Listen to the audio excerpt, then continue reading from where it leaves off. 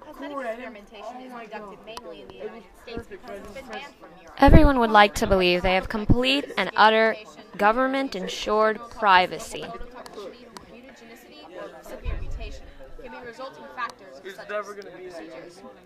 But in reality, how safe are we? Especially from our own government.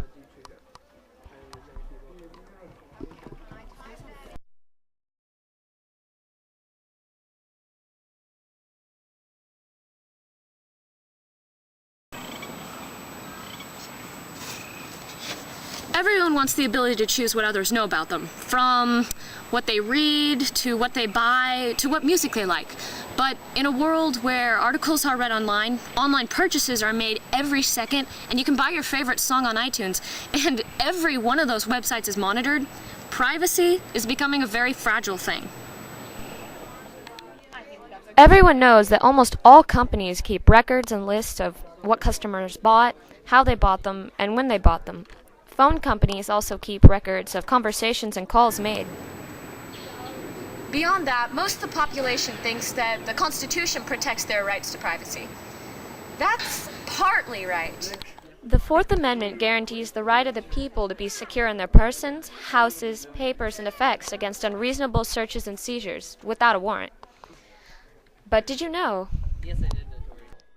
An internet service provider like Earthlink or NetZero stores information like what websites you visited and when you were online on their server for 2 years as requested by the government. Everything you type into a search engine like Google or Yahoo is recorded and kept on the company's databases. Individual websites can even store information like what you type into search boxes, how long you stayed on each page, and even how long your mouse stayed over certain links. In these databases and records, your computer's unique address is recognized, tracing everything back specifically to you.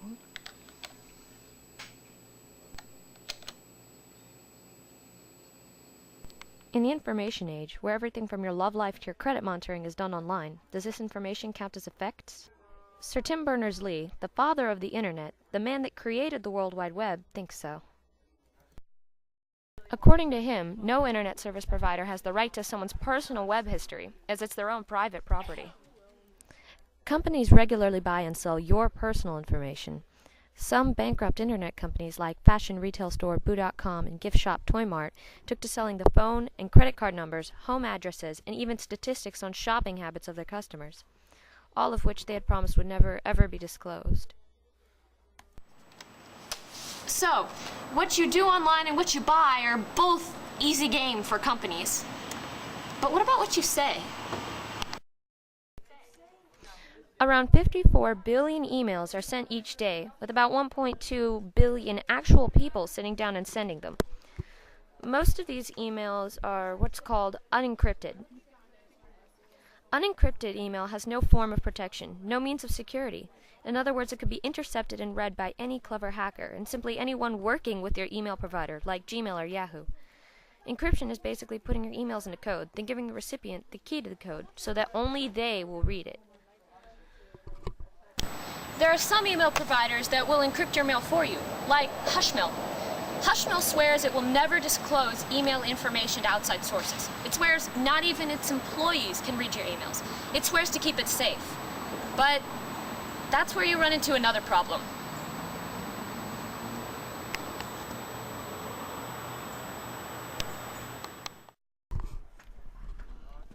Big Brother. Hushmail's site kept its promises until 2007, when the Canadian government shoved a court order in the company's face, forcing it to give up 12 CDs of emails that might concern a steroid user they'd been looking for. According to Hushmail itself, the government accesses email without the consent of the senders or recipients, without a warrant or subpoena, which is a violation of the rights of citizens. Apparently, all it takes is a court order for that point to be eliminated. Ironically enough, the government is the biggest user of encrypted services. Nothing you do on the internet is private. It will be possible for some third party, hacker or government or both to see what you have written, bought, or sold, or even searched on Google. The world isn't private anymore. It's all just a traceable, recordable click away. But now, we're starting to fight back. Microsoft has proposed a 5-tier plan to the Federal Trade Commission about Internet privacy. The guidelines include limitations on the companies collecting data about users and include the need of consent to sell and exchange personal information between companies. Organizations like the Electronic Frontier Foundation also strive to educate and represent the public in privacy issues. So it comes down to what you want. Do you really care that the government read your emails to your best friend? Or do you care that companies told each other you bought a car last month? Do you really care? Is your personal information that important to you?